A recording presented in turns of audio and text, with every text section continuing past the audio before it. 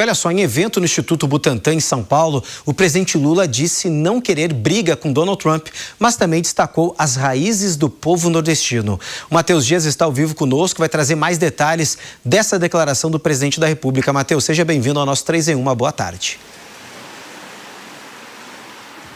Cássio, boa tarde a você, boa tarde a quem nos acompanha, uma ótima semana. Então, Lula hoje nesse evento no Butantan para lançamento de vacinas, onde ele divulgou a primeira vacina 100% brasileira contra a dengue. Ele também aproveitou para fazer uma defesa ao multilateralismo, comentando sobre a situação envolvendo outros países, envolvendo as afrontas de Trump aqui na América Latina e, no caso, fez uma espécie de provocação em tom de brincadeira. Vamos ouvir. Quando eu viajar, eu sou muito teimoso e sou muito tinhoso, sabe? Se o Trump conhecesse, sabe, o que é a sanguinidade de Lampião num presidente, ele não ficaria provocando a gente. Ele não ficaria provocando a gente, porque ele sabe que a briga do Brasil com ele, não adianta ficar falando na televisão.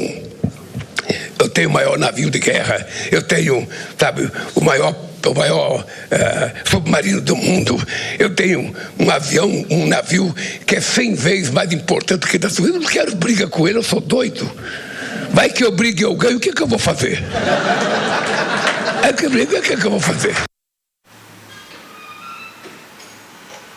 Pois é, mesmo com a relação amistosa entre eles, esse tom de brincadeira, mas também de provocação. Lula defende o multilateralismo, ele disse ainda no discurso que foi realmente o multilateralismo que conseguiu a harmonia em pelo menos boa parte do mundo pós-Segunda Guerra Mundial e que discursos como o meu país domina o seu, porque o meu é mais forte do que o seu, nada disso interessa ao Brasil nesse momento, segundo Lula.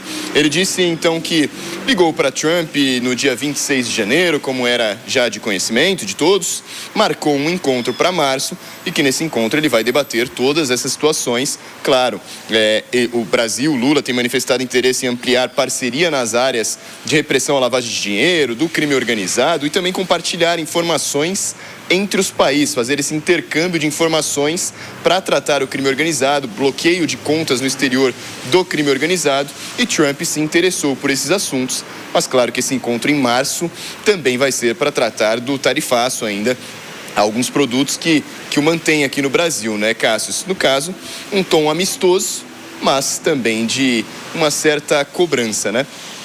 Perfeito, Matheus. Obrigado pelas informações. É claro, a gente vai repercutir isso com os nossos comentaristas. Zé Maria Trindade, eu quero te ouvir porque Lampião podemos dizer, o rei do cangaço, né? Tem uma importância, uma simbologia na cultura brasileira e o Lula, querendo ou não, tentou utilizar isso. Aí, Zé Maria, você vai dizer, Cássio, você está viajando na maionese, não tem nada a ver isso. Mas quando ele toca na palavra Lampião, tem sim um apelo eleitoral com o povo nordestino.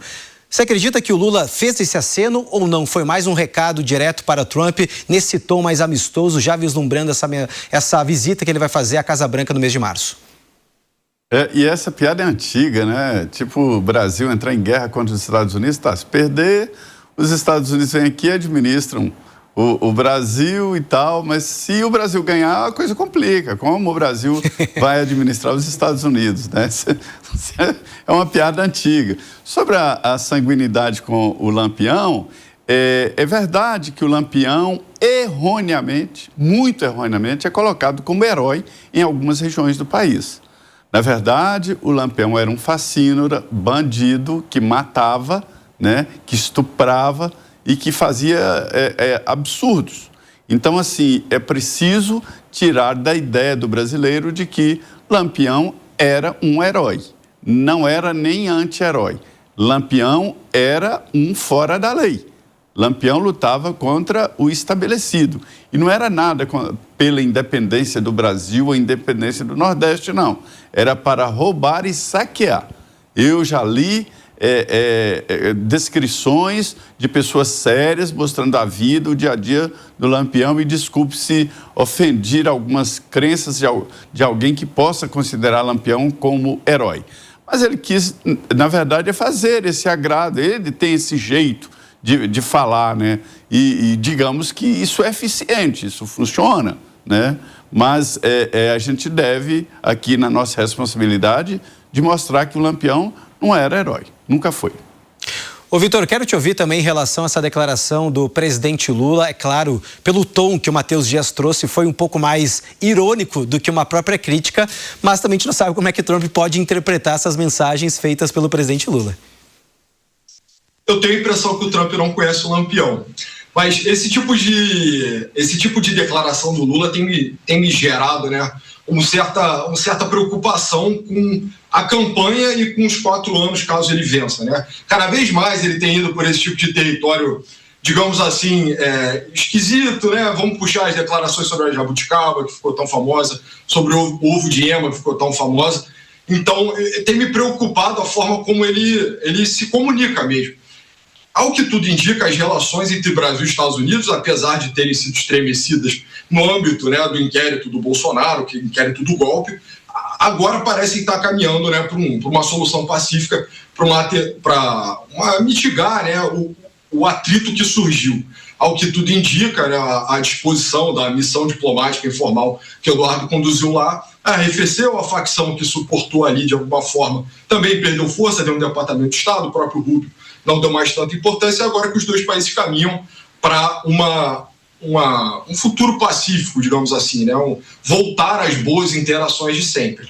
Entretanto, eu conheço por fontes militares que existe sim um certo ar de preocupação após a intervenção americana na Venezuela, inclusive da necessidade, né, de rearmamento, enfim, o Brasil, por exemplo, hoje em dia está numa posição pífia diante de uma invasão. Não acho que seja plausível, não acho que seja provável, mas de qualquer forma, o Brasil hoje em dia não dispõe de defesa antiaérea.